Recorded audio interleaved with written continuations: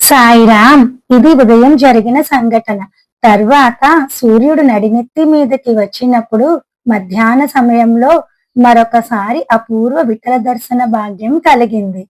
మరొక గ్రామం నుండి షిరిడీకి ఒక వ్యక్తి వచ్చాడు.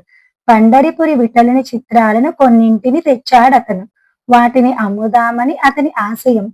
దీక్షిత్ ఆ చిత్రాలను చూశాడు. చూసి పరమ చకితుడయ్యాడు. తాను ఉదయం ధ్యానంలో చూసిన విఠలుని స్వరూపాన్ని అవి అచ్చుగుద్దినట్లు పోలి ఉన్నాయి. వెంటనే అతనికి బాబా మాటలు జ్ఞాపకం వచ్చాయి. అతను ఎంతో భక్తి ప్రేమలతో ఆ చిత్రాల్లో ఒక పటాన్ని కొనుక్కున్నాడు. భక్తి ప్రవత్తులతో దానిని తన పూజకు పెట్టుకున్నాడు. సాయికి విఠల పూజలో ఎంతో ఆదరం ఉంది. దానికి సంబంధించిన ఒక అందమైన కథను వినండి. భగవంతరావు క్షీరసాగర్ అనే విఠల భక్త ప్రవరుడుండేవాడు. అతని తండ్రి కూడా అనన్య విఠల భక్తుడు. అయితే తండ్రి మరణానంతరం విఠలునికి పూజా నైవేద్యాలు ఆగిపోయాయి.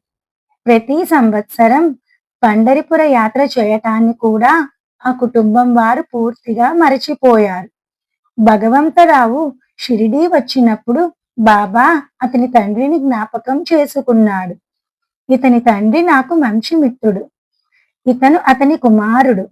మరలా ఇతను నిత్య పూజలు చేసేలా చేస్తాను అని అన్నాడు. అలా చేయించాడు. దాసగనుకు ప్రయాగ తీర్థ స్నానం. సాయి స్తుతి.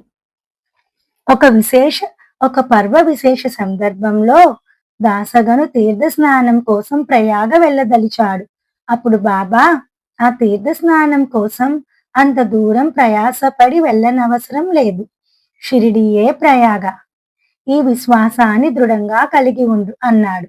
నిజంగా అప్పుడు అద్భుతాల్లోకెల్లా అద్భుతం జరిగింది. దాసగను బాబా పాదాలను చేతులతో స్పర్శించాడు. అప్పుడు బాబా పాదాల బొటన వ్రేల నుండి నీటి ధార వెలువడింది. అవి గంగా యమునలు. ఈ అద్భుతాన్ని చూసి దాసగను ఆశ్చర్యానందాలతో పులకరించిపోయాడు. అతనిలో కవిత్వధార ఉప్పొంగి ప్రవహించింది. బాబా అగాధ శక్తిని, అగ్రాయ లీలలను కవిత్వంగా అతను గానం చేశాడు. అగాధ శక్తి అఘటిత లీలా నీది సద్గురు రాయ. జడజీవుల భవతరానికి నువ్వు నౌకవు సదా. వేణీ మాధవుడవై ప్రయాగను తెచ్చావు నీ పాదాల్లో. గంగా యమునలను ప్రవహింపచేశావు నీ అంగుష్టాల్లో. కమలోద్భవుడవు, కమలావరుడవు, శివహరుడవు, త్రిగుణాత్మక మూర్తివి. సాయిరాం.